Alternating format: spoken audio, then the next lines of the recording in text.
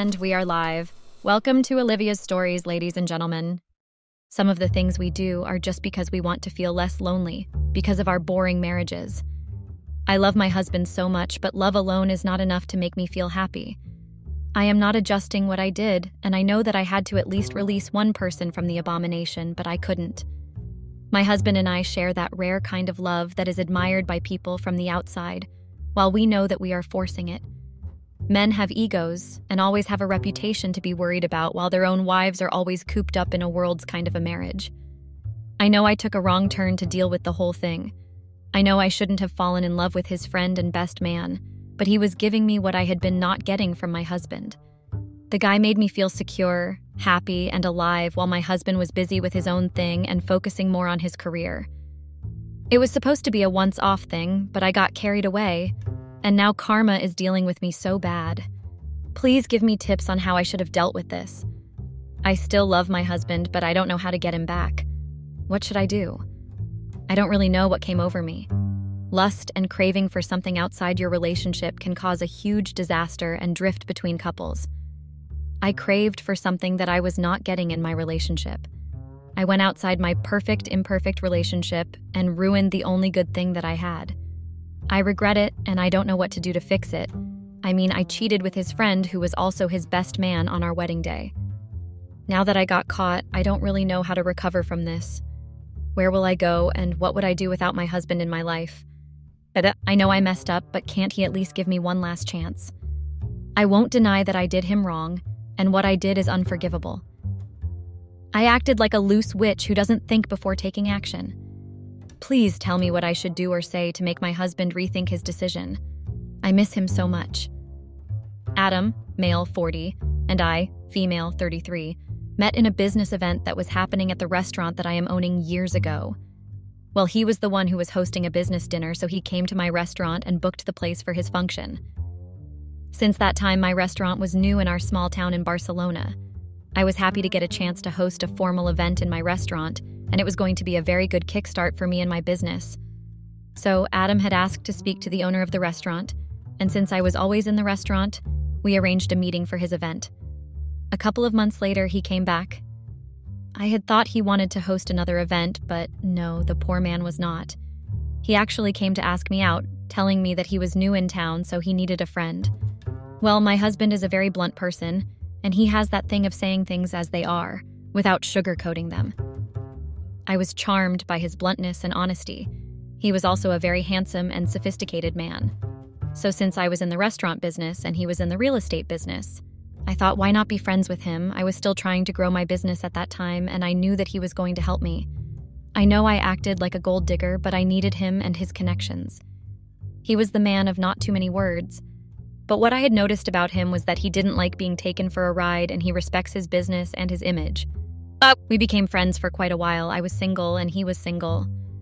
After some time, he told me that he needed a life partner, someone he would spend his life with because he was tired of being alone. I was really charmed, honestly, and the girl had already caught some feelings for the guy. I mean, we were spending almost all our free time together. He was a very romantic guy and knew how to use words to smoothen the lady's heart. You know, I grew up with my grandmother, from my paternal side. My parents passed on when I was very small. After my parents passed, I was with my little brother Jordan, male, 22. That time, my brother was a few months old, and I was around 5 years old when our parents were gunned down by unknown men. I couldn't believe it, you know. Everything happened so fast that day. One minute we were having dinner as a family. Well, my brother was sleeping in his bedroom when 4 men came in and asked for money. What I remember is when my mother told me to go to my bedroom and asked these men to not harm her children. My father tried fighting one of the men, but he got shot. Then my mother followed, and that was it. I don't remember anything more, because I woke up in a hospital with our Nana and Jaden in her hands. It was a real traumatic experience for me. Since then, I vowed to love and protect my children, if God blesses me with them in the future, from any harm. Our Nana moved in with us since then. I would never forget that woman even in my afterlife. She taught me a lot, which included how to cook, and I fell in love with cooking, so I went to culinary school, thanks to the inheritance our parents left for us. I would forever cherish that woman in my life no matter where I go. Anyway, when Adam was away on business trips, we used to call each other every day or every chance we got. Until one day when I called his phone and was answered by some random girl, I asked who she was, but she didn't answer me. Instead, she asked who I was and why I was calling her man. That day, my heart sank. I couldn't even concentrate properly on my business for a week, which led me to lose some profits. Mind you, that time we were not even dating yet, but I was already jealous.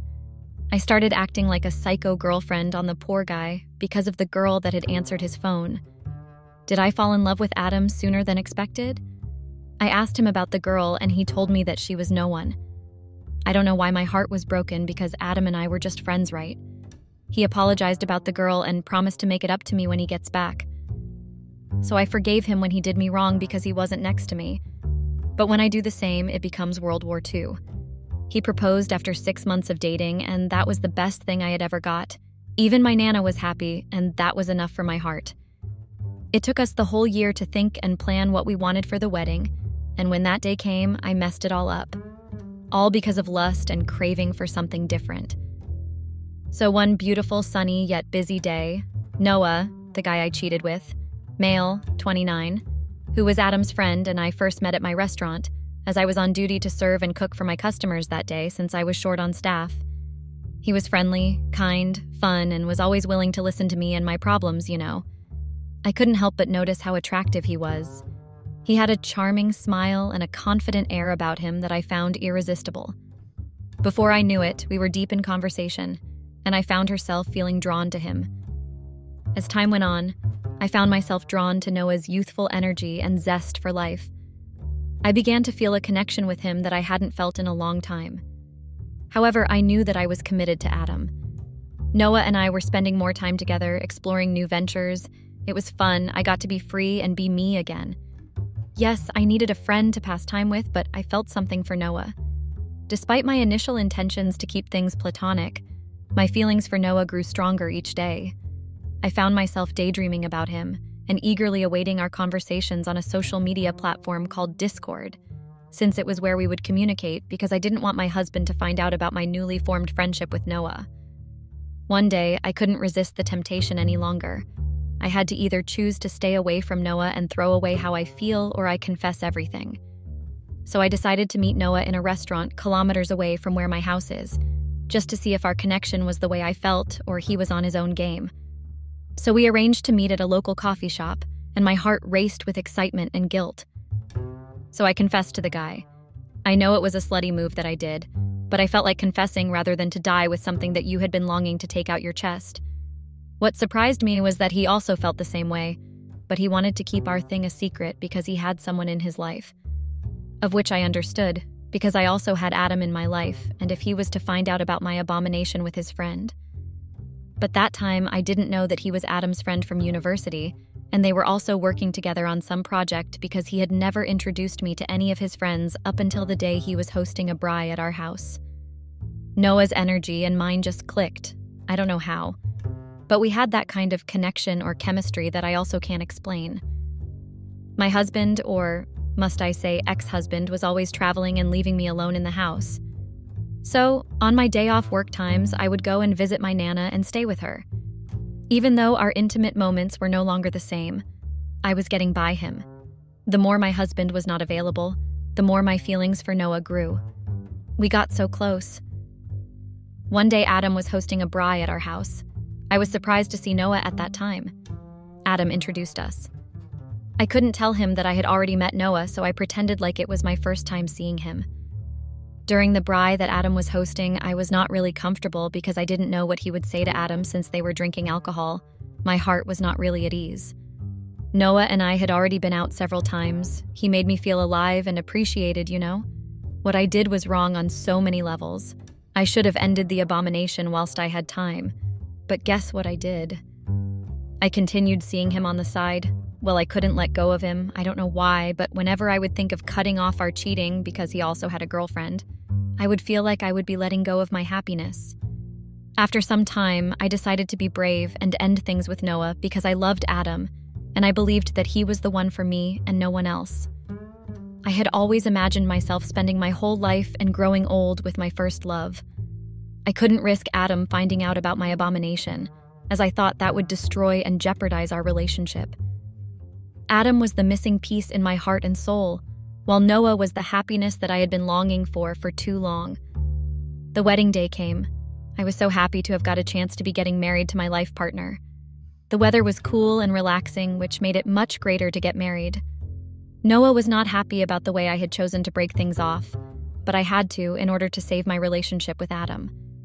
Another thing, Adam made Noah his best man, and that was the greatest torture of all times, because I had broken things off with Noah because I had to choose between my heart and my happiness, and I chose my heart, which was Adam. I knew I was loved and secured by him. He loved me for me, you know?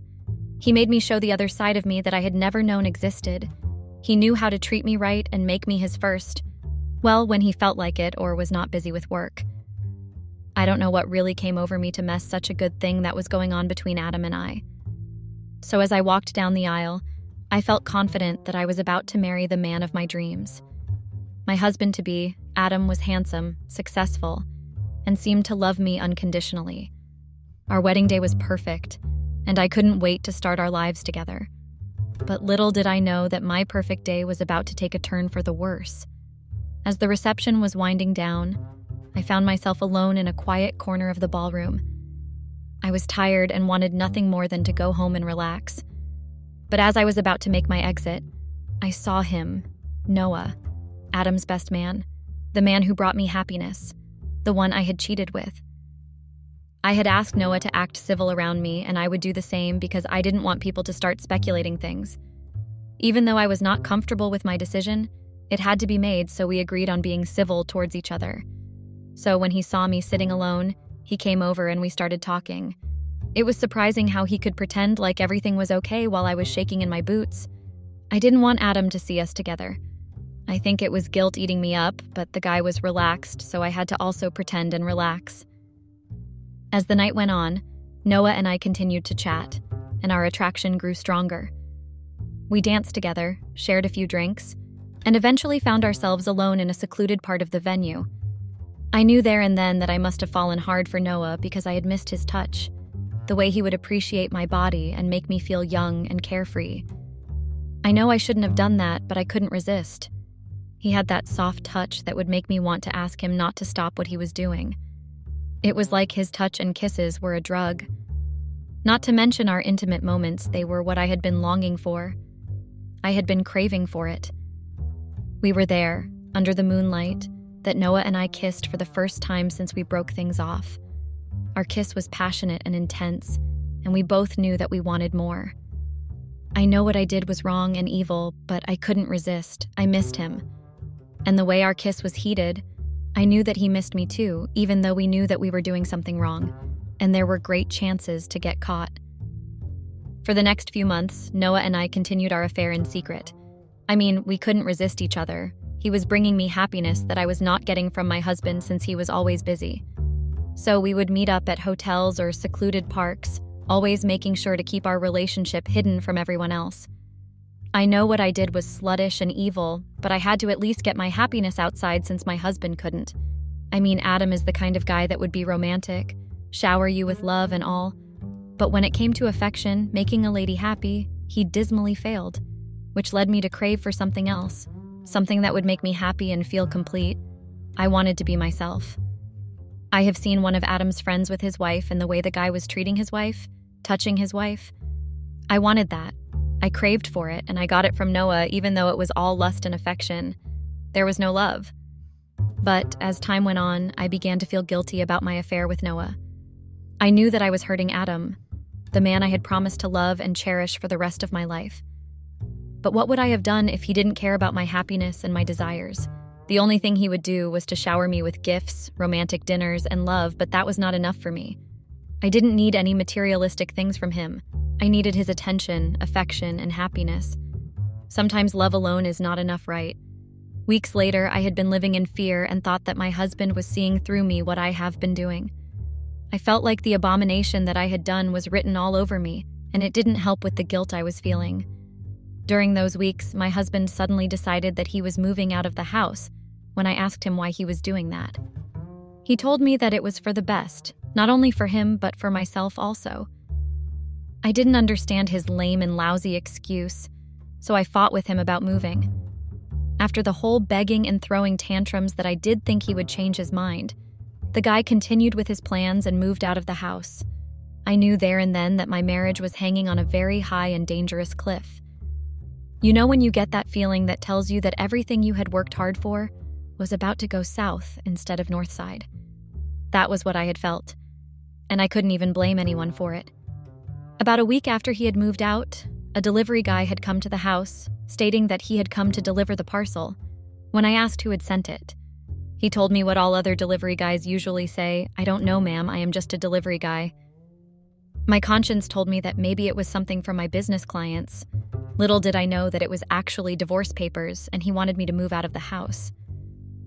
I thought I was going crazy, like my mind was about to burst like a bomb. I couldn't believe why Adam would just decide to send me such things. Why couldn't he sit down with me and talk like a married and matured couple, but he went out there and filed for a divorce plus full ownership of the house. I couldn't let him win just like that.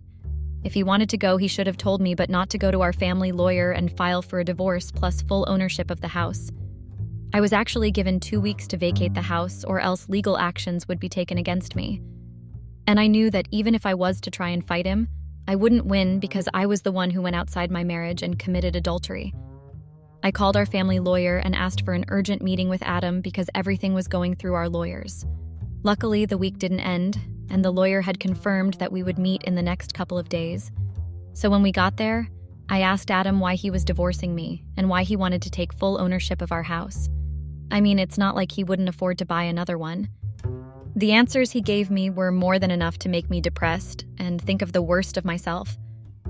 He showed me and our families, my Nana and his parents, a video and pictures of me and Noah in our secret locations. When I saw the first video of me and Noah getting it on, I felt so humiliated. I didn't know what to do nor say because there was no denying anything since the evidence was right in our faces. I couldn't even look at my Nana because I felt like I knew what her face looked like. She was embarrassed and felt like she was let down by me. And I did let her down and humiliated her image and my husband's in the worst way possible. I tried pleading with Adam to at least have mercy and not take my daughter away. But the guy just told us that he was done talking, and the call he would like to receive would be the call that tells him that I had signed the papers and that my 2 weeks of vacating his house was almost over. So I had to decide fast where I would go, but he wanted me out of the house.